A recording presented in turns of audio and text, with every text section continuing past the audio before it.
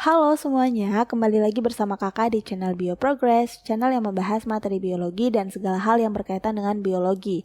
Pada video kali ini kita akan membahas materi tentang katabolisme ya, dimana sebenarnya sebelumnya kakak sudah singgung sedikit tentang katabolisme di video sebelumnya, yaitu katabolisme merupakan proses pemecahan atau penguraian dari senyawa kompleks menjadi senyawa yang lebih sederhana, dimana pada proses ini terjadi pelepasan energi atau biasa disebut sebagai eksergonik, dan juga terkadang ada pelepasan panas juga ya, makanya disebut sebagai eksoterm juga. Kemudian contoh dari proses katabolisme itu ada 3 kalau pada contoh ini, yaitu ada katabolisme karbohidrat, katabolisme lemak, dan katabolisme protein. Sebenarnya ada banyak ya contoh dari katabolisme, cuma yang akan dibahas di sini adalah katabolisme karbohidrat, lemak, dan protein. Yang mana yang akan dibahas lebih detail itu adalah si katabolisme karbohidrat. Sedangkan untuk katabolisme lemak dan protein itu hanya kita bahas secara umum saja ya. Sebagaimana yang kita tahu, karbohidrat itu kan merupakan salah satu zat makanan yang kita makan sehari-hari. Nah, nantinya karbohidrat tersebut akan dipecah menjadi monomernya, yaitu berupa glukosa melalui proses yang diberi nama sistem pencernaan. Jadi dalam sistem pencernaan tersebut, karbohidrat itu akan dipecah menjadi glukosa. Nah, kemudian glukosa ini kan nantinya akan diserap melalui usus penyerapan kan, dan diedarkan ke sel-sel yang membutuhkan. Kemudian di dalam sel tersebut barulah terjadi proses katabolisme karbohidrat. Jadi glukosanya akan diubah menjadi energi melalui proses katabolisme. Di dalam sel, reaksi katabolisme karbohidrat itu bisa terjadi secara aerob maupun anaerob. Jadi reaksinya itu terjadi dengan oksigen atau tanpa oksigen. Kalau reaksi katabolisme karbohidrat dengan menggunakan oksigen, kita sebutnya sebagai respirasi aerob ya. Jadi respirasi aerob ini butuh oksigen. Sedangkan untuk respirasi anaerob, dia tidak butuh oksigen. Kita sebagai manusia itu bisa melakukan kedua jenis respirasi ini. Masing-masing dari respirasi ini akan kita bahas satu persatu. Kita mulai dari respirasi aerob terlebih dahulu. Nah, respirasi aerob itu terjadi melalui 4 tahapan. Ini kakak tambahin ya. Respirasi aerob terjadi melalui 4 tahapan, yaitu ada glikolisis, dekarboksilasi oksidatif, siklus Krebs, dan yang terakhir adalah transfer elektron. Secara umum, gambaran untuk respirasi aerob seperti ini ya. Jadi prosesnya itu terjadi di sitosol dan di mitokondria. Ada yang menyebutnya di sitosol, ada juga yang menyebutnya di sitoplasma. Nah, jadi itu ada sedikit perbedaan referensi ya, cuma sebenarnya sama aja sih, terjadinya itu di bagian cair yang ada di dalam sel, seperti itu. Nah, proses glikolisis, kalau kita lihat di sini, glikolisis itu terjadinya di sitosol ya, kemudian dari oksidasi pirufat itu nama lain dari dekarboksilasi oksidatif, kemudian siklus Krebs, dan transfer elektron itu terjadinya di mitokondria. Nah, tapi mitokondria itu kan ada banyak bagian-bagiannya ya. Kalau kita lihat di sini, mitokondria itu memiliki bagian paling luar, lapisan paling luarnya itu kita sebut sebagai membran luar dari mitokondria. Kemudian mitokondria memiliki lapisan membran yang berlekuk-lekuk. Nah, ini kita sebut sebagai membran dalam atau krista. Nah, krista ini adalah membran dalam dari mitokondria. Kemudian, di antara membran luar dan membran dalam itu terdapat ruang intramembran.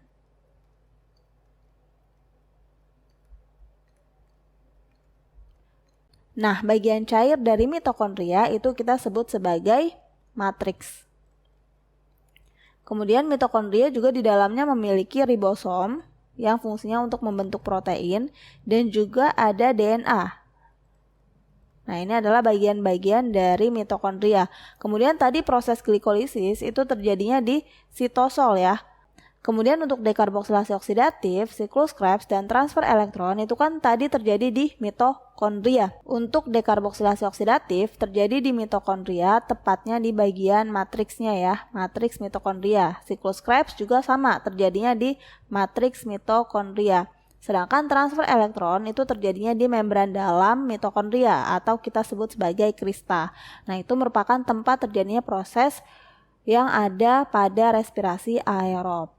Kemudian untuk proses katabolisme karbohidrat, reaksi secara umumnya adalah seperti ini ya. Ada C6H12O6, ini adalah glukosa yang nantinya dia akan bereaksi dengan oksigen atau 6O2 sehingga berubah menjadi 6 karbon dioksida, 6H2O dan juga ada energi.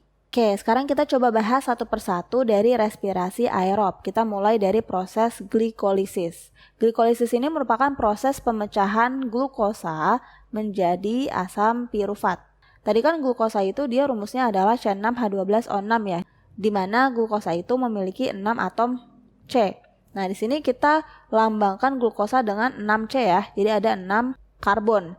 Ada 1, 2, 3, 4, 5, 6. Dalam proses glikolisis, glukosa ini nantinya akan mengalami fosforilasi dan berubah menjadi glukosa 6-fosfat. Kalau kita lihat di sini, dari glukosa berubah menjadi glukosa 6-fosfat karena di sana ada reaksi fosforilasi, yaitu penambahan fosfat dari ATP ke glukosa. Jadi ATP ngasih satu fosfatnya ke glukosa, kemudian si fosfatnya tersebut ditempelin di karbon nomor 6. Makanya glukosanya berubah menjadi glukosa 6-fosfat, yang artinya di karbon nomor 6 itu ada fosfatnya. Nah, ATP itu kan singkatan dari adenosin trifosfat ya. Adenosin trifosfat. Sedangkan ADP itu adalah singkatan dari adenosin difosfat. Difosfat. Nah, ATP adenosin trifosfat berarti dia punya 3 fosfat. Sedangkan ADP adalah adenosin difosfat, dia punya 2 fosfat. Awalnya ini ATP ya, ATP ngasih 1 fosfatnya sehingga fosfatnya yang tadinya 3 berubah menjadi 2. Makanya di sini tanda panahnya keluar ya. Si ATP-nya berubah jadi ADP. Seperti itu. Nah, glukosa itu mendapatkan fosfat dari ATP, kemudian fosfatnya ditaruh di karbon nomor 6 sehingga si glukosa berubah menjadi glukosa 6-fosfat. Sedangkan ATP-nya karena dia sudah memberikan 1 karbonnya yang tadinya trifosfat sekarang berubah menjadi difosfat. Nah, kemudian glukosa 6-fosfat akan diubah menjadi fruktosa 6-fosfat. Nah, pada proses perubahan ini sebenarnya terjadi isomerase ya.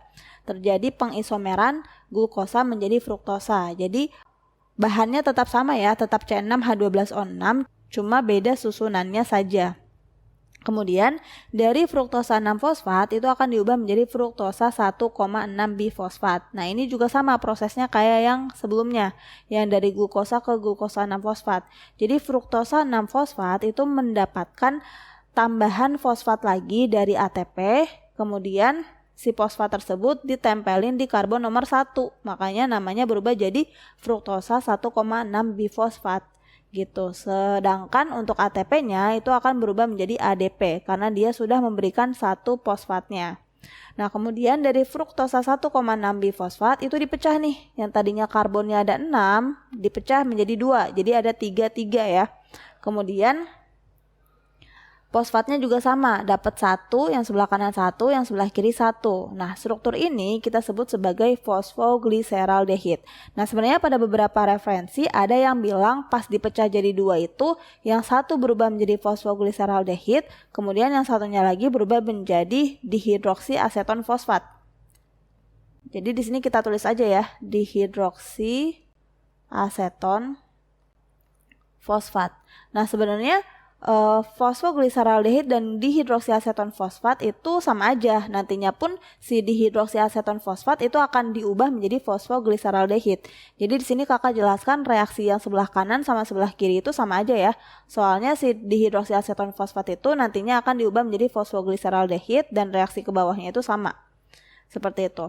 Nah, di sini si fosfogliseraldehid itu akan berubah menjadi 1,3 bifosfogliserat. Jadi yang tadinya fosfatnya itu cuma ada 1 doang nih. Nah, sekarang si fosfatnya itu ada juga di karbon nomor 3. Nah, ini kalau kita nomorin, ini nomor 1, 2, 3 ya. Fosfogliseraldehid itu mendapatkan fosfogliseraldehid itu dia mengeluarkan hidrogen. Jadi hidrogen keluar nih. Hidrogen keluar dari fosfogliseraldehid. Nah, si hidrogen yang keluar tersebut langsung ditangkap oleh NAD.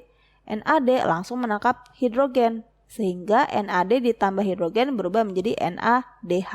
Nah, ini tanda panah keluar berarti hasilnya ya. NADH itu adalah hasil dari proses perubahan fosfogliseraldehid menjadi 1,3 bifosfogliserat. Nah, selain itu, fosfogliseraldehid juga mendapatkan penambahan fosfat nih. Mendapatkan penambahan fosfat dari luar. Si fosfat masuk dan nempel di karbon nomor 3. Makanya di sini namanya jadi 1,3 bifosfogliserat. Soalnya di karbon nomor 1 dan 3 itu ada fosfatnya. Lalu 1,3 bifosfogliserat itu akan diubah menjadi 3 fosfogliserat. Nah, berarti kan di sini untuk fosfat yang ada di karbon nomor 1 yang di sini nih sebelumnya itu hilang kan? Lepas gitu, si fosfatnya lepas. Nah, fosfat yang lepas tersebut, ceritanya fosfatnya lepas nih. Si fosfat langsung ditangkap oleh ADP. Nah, ADP, adenosin difosfat, nangkap satu fosfat. Berarti dia mendapatkan satu fosfat kan? Jadinya berubah menjadi ATP. Gitu.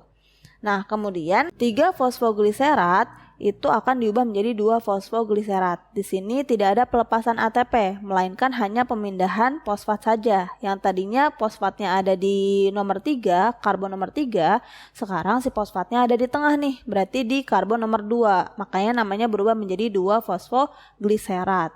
Kemudian dari 2 fosfogliserat itu diubah menjadi fosfoenol pirufat. Di sini ada H2O atau air yang dikeluarkan pada prosesnya. Selanjutnya, fosfoenol pirufat itu akan diubah menjadi asam pirufat. Nah, dari fosfoenol pirufat ke asam pirufat, kalau kita lihat di karbonnya itu udah nggak ada fosfat yang nempel kan. Nah, fosfat yang nempel tersebut memang lepas ya. Fosfat yang tadinya ada di fosfoenol pirufat itu sudah lepas. Kemudian ditangkap oleh si ADP. ADP ditambah P, berarti berubah menjadi ATP. Nah, itulah proses glikolisis ya.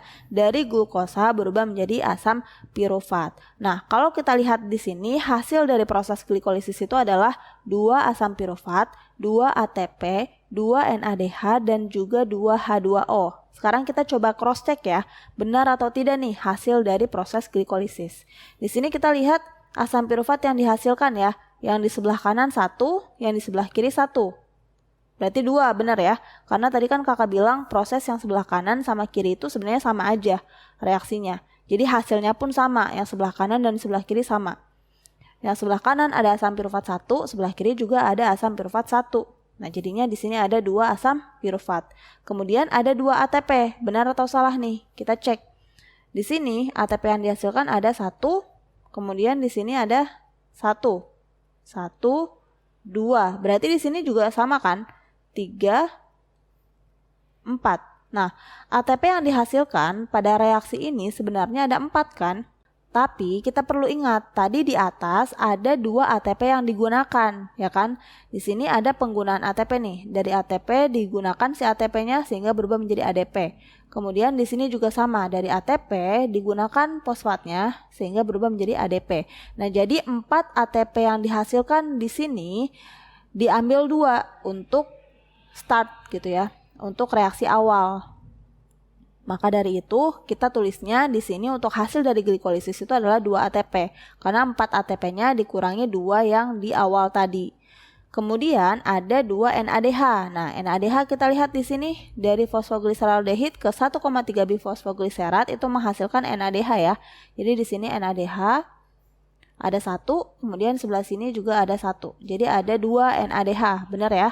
Dan H2O. Nah, H2O di sini ada ya. Dari 2 fosfogliserat ke fosfoenol pirufat itu ada H2O yang dikeluarkan. Sebelah kanan 1, sebelah kiri 1. Jadi ada 2. Benar.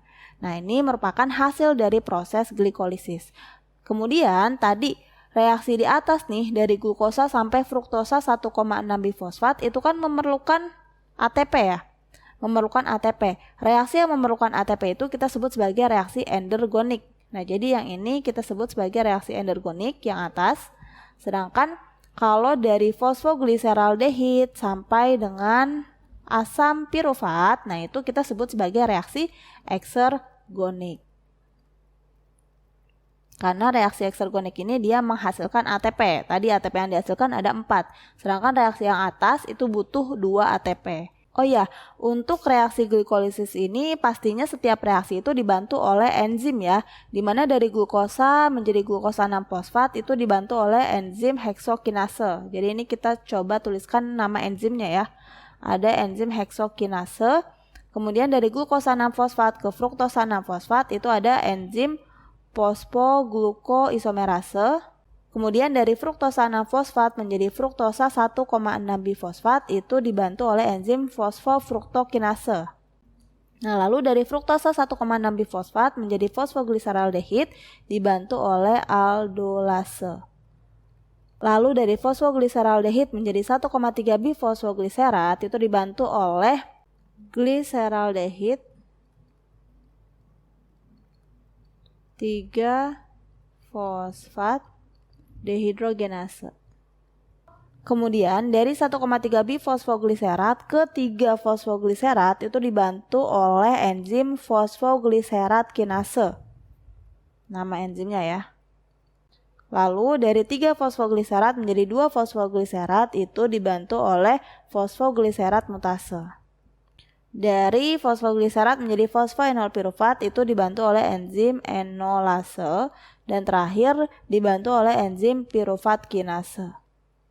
Oke, itu adalah reaksi dari proses glikolisis. Nah, dari hasil glikolisis ini yang akan masuk ke tahap selanjutnya, yaitu tahap dekarboksilasi oksidatif, adalah asam pirufat doang ya. Jadi dari keempat hasil itu asam pirufat aja yang akan masuk ke tahap dekarboksilasi oksidatif. Sedangkan untuk NADH dia ini nantinya akan masuk ke transport elektron, ke tahap terakhir yang akan kakak jelaskan. Berarti kita masuk ke dekarboksilasi oksidatif ya. Nah, tadi kan dekarboksilasi oksidatif itu kita pakainya asam pirufat ya, yang dihasilkan dari proses glikolisis sebelumnya. Nah, si asam pirufat ini nantinya akan diubah menjadi asetil-CoA. Perubahannya itu adalah dengan penambahan gugus CoA. Jadi gugus CoA yang memang sudah ada di sitoplasma itu akan ditambahkan di asam pirufat. Selain itu, asam pirufat juga akan mengeluarkan satu karbonnya bersamaan dengan karbon dioksida. Nah, di sini kan yang tadinya karbonnya ada 3 ya, 1, 2, 3, kemudian satu karbon dilepaskan nih bersamaan dengan karbon dioksida. Sehingga asetil-CoA itu cuma punya 2 karbon aja. Gitu. Nah, selain itu ada juga reaksi pelepasan hidrogen. Nah, jadi hidrogen dari asam pirufat itu kalau didetailin ya, dia punya hidrogen di dalam strukturnya. Nah, hidrogennya itu dilepas. Nah, hidrogen yang lepas itu langsung ditangkap oleh NAD sehingga berubah menjadi NADH. Seperti itu ya. Jadi hasil dari proses dekarboksilasi oksidatif itu ada karbon dioksida, kemudian ada NADH dan juga ada asetil-CoA. Lalu sebelumnya itu kan asam pirufat yang dihasilkan dari proses glikolisis ada 2 ya. Jadi di sini kita pakai 2 asam pirufat. Nah, berarti hasilnya tinggal kita tambahkan 2 juga ya. 2 asam pirufat berarti hasilnya adalah 2 CO2. Nah, CO2-nya ada 2 ya. Kemudian ada 2 NADH dan juga ada 2 asetil-CoA. Maka di sini kakak tuliskan untuk hasil dari dekarboksilasi oksidatif itu ada 2 NADH, kemudian ada 2 CO2 dan yang terakhir ada 2 asetil-CoA. Nah, ini untuk NADH sama kayak NADH yang ada di glikolisis, yaitu nantinya akan ditransfer ke transport elektron. Sedangkan untuk karbon dioksida ini kan dia termasuk ke dalam limbah ya, termasuk ke dalam limbah dari proses metabolisme. Jadi harus dikeluarkan melalui respirasi, melalui pernapasan kita pada saat kita menghembuskan napas. Kemudian ada asetil-CoA. Nah, asetil-CoA ini dia akan masuk ke tahap selanjutnya, yaitu tahap siklus Krebs. Selanjutnya, asetil-CoA hasil dari proses dekarboksilasi oksidatif tadi itu akan ditangkap oleh asam oksaloasetat. Asetil-CoA punya 2 karbon, sedangkan asam oksaloasetat punya 4 karbon. 4 tambah 2, nah di sini asam sitrat punya 6 karbon ya. Jadi ketika asetil-CoA masuk nih, dia ditangkap oleh oksaloasetat untuk membentuk asam sitrat, di mana asam sitrat ini punya 6 karbon. Nah, dalam pembentukan asam sitrat itu terjadi pelepasan gugus CoA. Makanya di sini asam sitrat udah nggak ada CoA lagi ujungnya. Lalu dari asam sitrat berubah menjadi asam isositrat. Di sini ada H2O atau air yang masuk dan keluar. Kemudian dari asam isositrat itu akan diubah menjadi asam alfa ketoglutarat. Dalam proses perubahan asam isositrat menjadi asam alfa ketoglutarat itu terjadi pelepasan CO2. Nah, CO2 lepas itu membawa 1 karbon. Sehingga di sini yang tadinya asam isositrat punya 6 karbon, sedangkan asam alfa ketoglutarat sekarang cuma punya 5 karbon. Selain itu, ada juga pelepasan hidrogen. Jadi asam isositrat itu dia melepaskan hidrogennya. Nah, hidrogen dilepaskan nih. Si hidrogen yang lepas tersebut akan ditangkap oleh NAD. NAD ditambah hidrogen, hasilnya adalah NADH. Kemudian dari asam alfa ketoglutarat akan berubah menjadi suksinil-CoA. Di sini terdapat penambahan gugus CoA. Selain itu, ada juga nih pengeluaran karbon dioksida. Sama kayak sebelumnya, setiap karbon dioksida dikeluarkan berarti ada karbon yang dibawa keluar juga. Ada 1 karbon yang dibawa keluar juga. Makanya di sini asam alfa ketoglutarat yang tadinya punya 5 karbon, pas berubah menjadi suksinil-CoA itu hanya ada 4 karbon saja. Selain itu ada juga pelepasan hidrogen, sama kayak sebelumnya. Hidrogen lepas ditangkap oleh NAD, sehingga NAD berubah menjadi NADH. Selanjutnya dari suksinil-CoA akan diubah menjadi asam suksinat. Pada proses ini terjadi pelepasan CoA. Nah, pelepasan CoA ini membantu pengikatan fosfat oleh ADP sehingga berubah menjadi ATP. Lalu dari asam suksinat diubah menjadi asam fumarat. Nah, pada prosesnya ada hidrogen yang dilepaskan. Tepatnya ada 2 hidrogen ya yang dilepaskan. Nah, 2 hidrogen yang dilepaskan itu akan ditangkap oleh FAD. FAD ditambah 2 hidrogen berubah menjadi FADH2. Lalu dari asam fumarat akan diubah menjadi asam malat. Nah, di sini ada penambahan H2O atau air. Kemudian dari asam malat akan diubah menjadi asam oksaloasetat. Nah, dalam perubahan asam malat menjadi asam oksaloasetat itu ada NADH yang ada hidrogen yang dilepaskan ya. Hidrogen dilepaskan, nah ditangkap oleh si NAD. NAD ditambah hidrogen berubah menjadi NADH. Nah, asam oksaloasetat ini nantinya akan dipakai lagi untuk menangkap asetil-CoA dari reaksi dekarboksilasi oksidatif. Karena ini membentuk suatu siklus ya. Jadi dia kembali lagi ke awal seperti itu. Nah, kalau kita lihat di sini hasil dari proses siklus Krebs itu ada CO2 ya. CO2 yang dihasilkan itu ada 1, 2. Nah, ada 2 CO2, tapi ini untuk 1 asetil-CoA. Sedangkan sebelumnya asetil-CoA yang didapatkan dari proses dekarboksilasi oksidatif itu kan ada 2. Jadi tinggal kita kalikan 2 aja ya untuk 2 kali reaksi berarti ya. 2 asetil-CoA berarti menghasilkan 4 karbon dioksida. 4 karbon dioksida. Kemudian ada apa lagi nih? Ada NADH. NADH yang dihasilkan itu ada 1, 2, 3. Nah, ada 3 NADH ya. Berarti kita kalikan 2. Jadinya ada 6 NADH. Selain itu ada FADH. FADH yang dihasilkan cuma ada 1 kan. Berarti hasilnya ada 2 FADH karena dikalikan 2 ya. Selanjutnya ada apa lagi? Ada ATP. Nah, ATP yang dihasilkan di sini cuma 1. Dikalikan 2 berarti ada 2 ATP yang dihasilkan. Nah, selanjutnya kita masuk ke proses transport elektron. Nah, di mana pada proses transport elektron itu terjadi perubahan 1 NADH menjadi 3 ATP dan 1 FADH menjadi 2 ATP. Jadi nantinya akan diubah ya, 1 NADH yang didapatkan dari reaksi-reaksi sebelumnya itu akan diubah menjadi 3 ATP, sedangkan untuk 1 FADH2 itu akan diubah menjadi 2 ATP. Nah, reaksi ini terjadinya di krista. Nah, sebelumnya di sini kan ada NADH yang merupakan hasil dari produk reaksi-reaksi sebelumnya dan ada FADH ya, yang merupakan hasil dari siklus Krebs. Kalau FADH ini berarti ada di bagian matriks ya. Bagian bawah sini, ini adalah bagian matriks. Kemudian bagian atas berarti dia ruang intermembran. Nah, ini adalah ruang intermembran. Kita coba pahami dulu ya, di sini ada membran dalam mitokondria atau krista yang mana di membran tersebut ada protein-protein kan. Nah, ini kita sebut sebagai kompleks protein 1. Kemudian ini kompleks protein 2, kakak singkat KP ya. Kompleks protein 2, lalu ini ada kompleks protein 3. Kemudian ini ada kompleks protein 4. dan ini ada ATP sintase.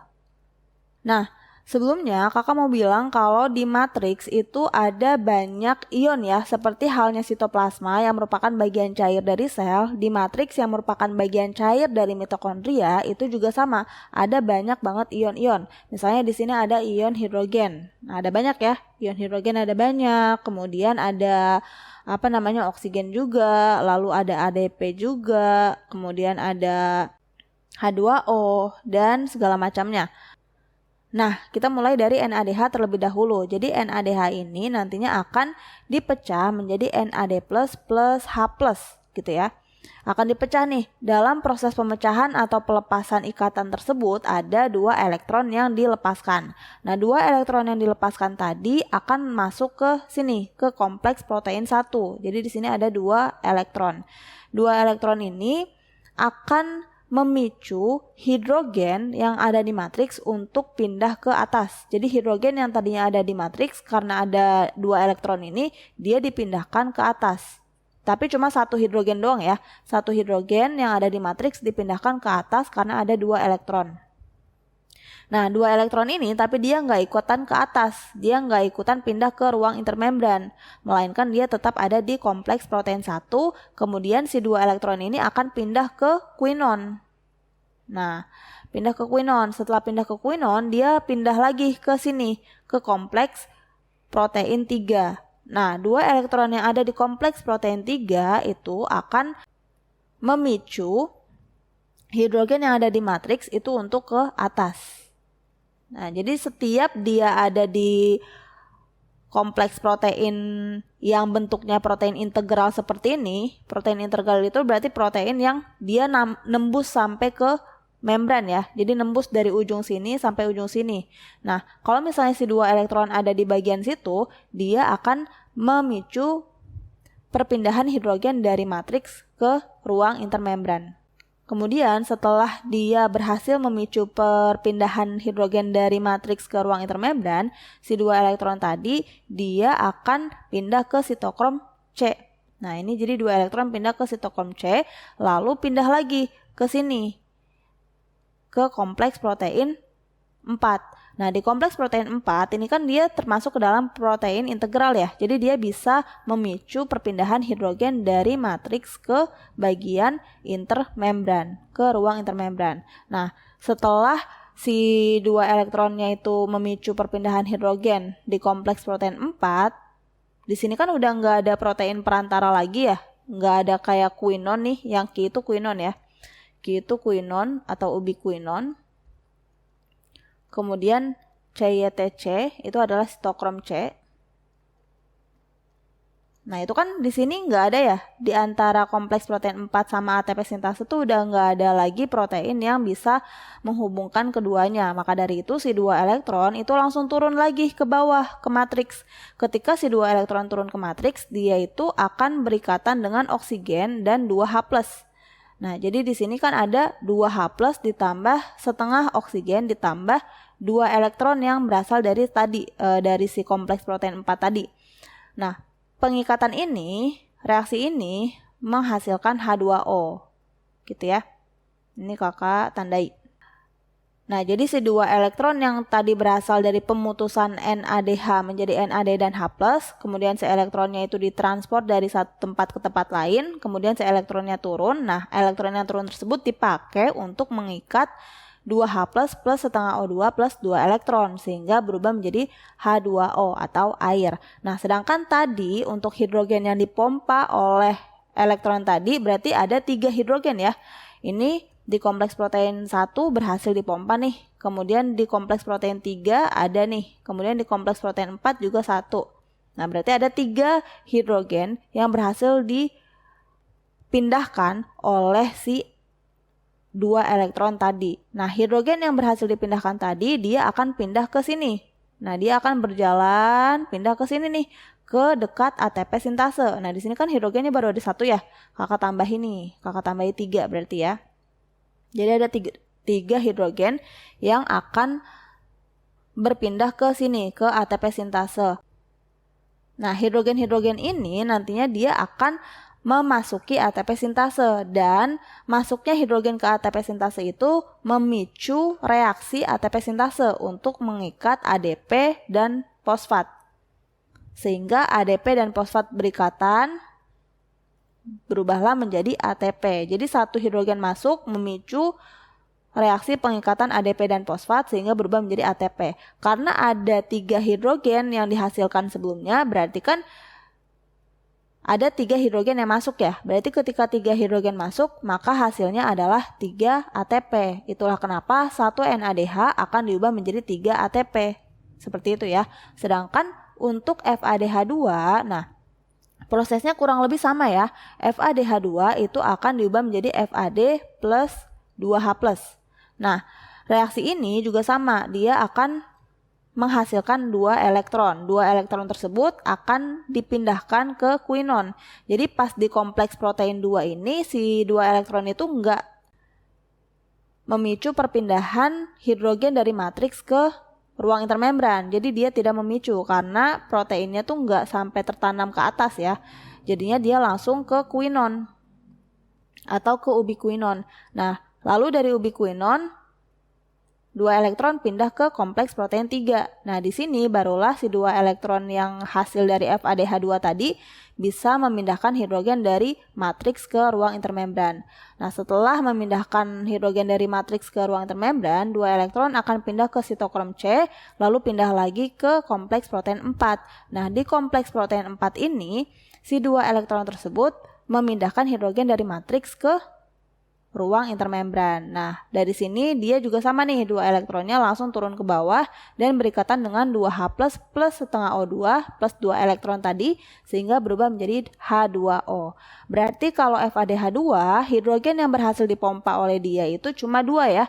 Yang satu dari kompleks protein 3, kemudian satunya lagi dari kompleks protein 4. Nah, 2 hidrogen itu akan pergi ke ATP sintase untuk memicu pengikatan ADP dan fosfat, sehingga karena yang dipindahkan itu cuma 2 hidrogen, jadinya ada 2 ATP yang dihasilkan. Makanya di sini 1 FADH2 akan diubah menjadi 2 ATP. Coba sekarang kita lihat hasil secara keseluruhannya. Tadi di proses glikolisis itu kita ada 2 ATP, 2 asam pirufat sama 2 NADH ya yang dihasilkan. Sedangkan dekarboksilasi oksidatif ada 2 asetil-CoA, 2 CO2 dan 2 NADH. Siklus Krebs menghasilkan 2 ATP, 4 CO2, 6 NADH dan 2 FADH. Sedangkan transport elektron itu menghasilkan 34 ATP, 6 H2O. Nah, 34 ATP ini didapatkan dari perubahan 10 NADH dan 2 FADH tadi ya. Di mana 10 NADH itu 2-nya didapatkan dari NADH yang ada di glikolisis, kemudian dari dekarboksilasi oksidatif 2 juga jadi 4. Lalu dari siklus Krebs ada 6, berarti jadi 10 ya. Nah, 10 NADH itu berarti kan tinggal dikalikan dengan 3 ATP ya. 10 dikali 3 ATP, hasilnya adalah 30 ATP. Sedangkan FADH2 itu hanya dihasilkan di siklus Krebs doang. Nah, 2 FADH2 berarti kan 1 FADH-nya tadi 2 ATP. Berarti tinggal kita kalikan 2. Gitu ya. Sehingga menghasilkan 4 ATP. Jadinya totalnya di sini ada 34 ATP ya untuk reaksi di transport elektron. Nah, kalau misalnya yang ditanyakan adalah hasil keseluruhan dari proses katabolisme karbohidrat untuk respirasi aerob, itu berarti totalnya ada 38 ATP ya. Soalnya kan 34 ATP nih, cuma yang ada di transport elektron. Sedangkan kita juga menghasilkan ATP dari siklus Krebs dan dari glikolisis. Jadi 34 ATP ditambah 2 ATP ditambah 2 ATP, itu jadinya hasilnya ada 38 ATP. Nah, itulah reaksi untuk katabolisme karbohidrat secara aerob atau respirasi aerob. Sekarang kita coba bahas untuk respirasi anaerob ya, atau nama lainnya fermentasi. Nah, fermentasi ini ada 2 jenis, yaitu ada fermentasi asam laktat dan ada fermentasi alkohol. Sesuai dengan namanya ya, kalau fermentasi asam laktat berarti dia akan menghasilkan asam laktat. Sedangkan fermentasi alkohol itu akan menghasilkan alkohol. Nah, sebenarnya untuk bahannya itu sama aja ya, sama-sama pakai glukosa. Jadi kita coba bahas yang asam laktat dulu ya, yang sebelah sini. Jadi di fermentasi asam laktat nantinya glukosa akan mengalami proses glikolisis sehingga berubah menjadi 2 asam pirufat, kemudian 2 ATP, ini kakak tambahi 2, dan 2 NADH. Proses glikolisisnya itu sama kayak proses glikolisis yang sebelumnya kakak jelaskan untuk respirasi aerob. Makanya hasilnya pun sama di sini ya. Ada 2 asam pirufat, ada 2 ATP, dan juga ada 2 NADH. Nah, kemudian 2 asam pirufat ini nantinya akan mendapatkan tambahan hidrogen. Jadi NADH nih itu akan dipecah menjadi NAD plus H+, di mana H+-nya itu akan masuk ke sini. Hidrogennya masuk ke asam pirufat sehingga berubah menjadi asam laktat. Nah, hidrogennya ini didapatkan dari NADH, di mana NADH itu didapatkan dari proses glikolisis. Jadi proses glikolisis sebelumnya kan menghasilkan NADH. Nah, NADH-nya itu dipakai lagi untuk reaksi perubahan asam pirufat menjadi asam laktat. Makanya di sini NADH-nya berubah menjadi NAD. Seperti itu.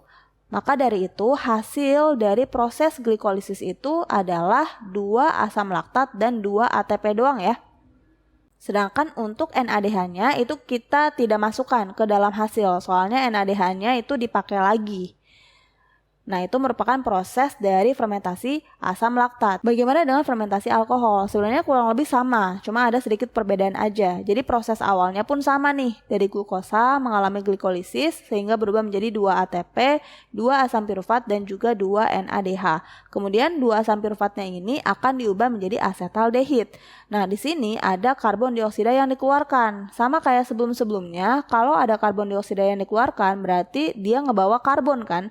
Makanya di sini asam pirufat yang tadinya ada 3 karbon dibawa 1 nih bersamaan dengan karbon dioksida sehingga berubah menjadi 2 asetaldehid.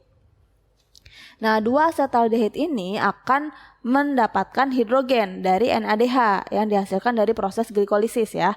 Hidrogen ditambahkan nih di 2 asetaldehid sehingga berubah menjadi etanol. Nah, maka dari itu hasil dari proses ini untuk fermentasi alkohol itu adalah 2 etanol atau 2 alkohol, kemudian ada 2 karbon dioksida dan juga ada 2 ATP.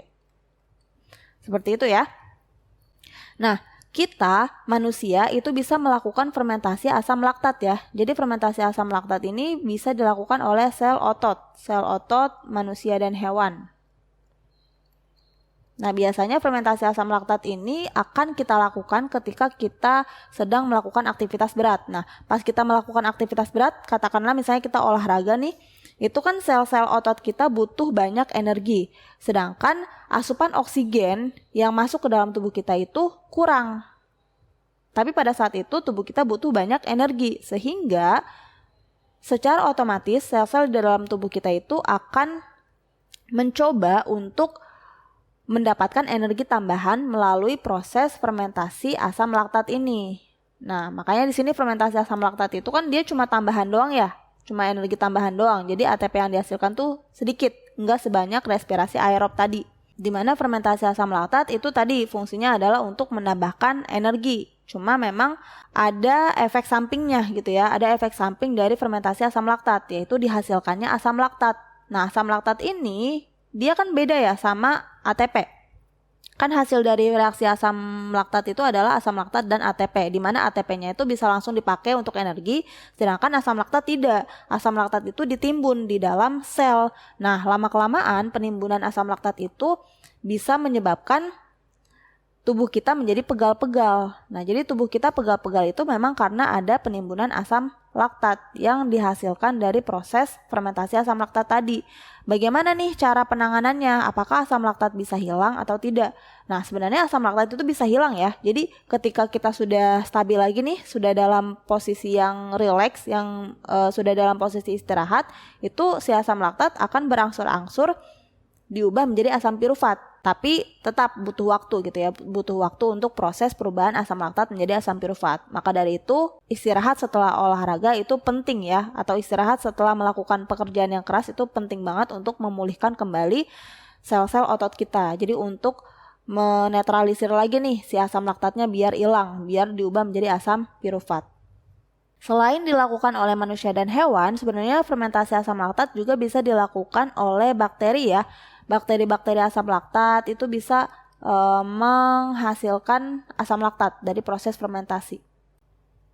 Contohnya biasanya bakteri-bakteri yang biasa dipakai untuk membuat yogurt atau membuat keju gitu ya, itu termasuk ke dalam bakteri asam laktat. Kemudian untuk fermentasi alkohol, ini contohnya adalah Saccharomyces cerevisiae ya. Jadi Saccharomyces itu merupakan golongan dari fungi. Dia bisa melakukan fermentasi alkohol. Contohnya misalnya dalam proses pembuatan tape, nah itu dibutuhkan fermentasi alkohol ya. Terus kemudian dalam proses pembuatan minuman anggur atau dalam proses pembuatan roti pun sebenarnya yang dilakukan adalah fermentasi alkohol. Tapi untuk proses pembuatan roti, fermentasinya tuh cuma sampai sini doang. Cuma sampai asetaldehid doang, tidak sampai membentuk alkohol. Karena yang dibutuhkan itu cuma sampai CO2, cuma sampai menghasilkan CO2. Karena CO2 inilah yang bisa membuat si roti menjadi mengembang. Nah, itu adalah reaksi untuk respirasi anaerob. Selanjutnya kita masuk ke katabolisme karbohidrat, lemak, dan protein. Sebenarnya karbohidrat, lemak, dan protein itu kan merupakan zat makanan yang kita makan sehari-hari ya. Tapi dari ketiga zat makanan ini yang akan dipecah terlebih dahulu untuk menghasilkan energi itu adalah karbohidrat. Nanti ketika karbohidratnya habis barulah sel-sel tubuh akan menggunakan lemak, lalu setelah lemak habis barulah akan menggunakan protein. Kurang lebih gambarannya seperti ini ya. Jadi sebelumnya kan kakak sudah menjelaskan tentang karbohidrat, di mana karbohidrat itu nantinya dalam proses pencernaan akan diubah menjadi glukosa atau gula. Nanti gula atau glukosa itu akan mengalami proses glikolisis, lalu dekarboksilasi oksidatif, siklus Krebs, dan transport elektron. Nah, sedangkan lemak, dia itu nantinya akan dipecah menjadi gliserol dan asam lemak ya. Ini untuk monomer dari lemak. Gliserol itu akan diubah menjadi gliseraldehid 3-fosfat dan masuk ke glikolisis. Tapi glikolisisnya tidak dari awal ya, melainkan dia langsung ke gliseraldehid 3-fosfat, kemudian diubah menjadi pirufat, dan seterusnya. Ke bawahnya sama ya, melalui proses dekarboksilasi oksidatif, siklus Krebs, dan transport elektron. Sedangkan untuk asam lemak itu dia langsung masuk ke proses dekarboksilasi oksidatif. Nah, setelah itu barulah dia ke siklus Krebs dan ke transport elektron. Oh ya, nah ini proses perubahan dari asam lemak menjadi asetil-CoA itu melalui proses beta oksidasi ya namanya.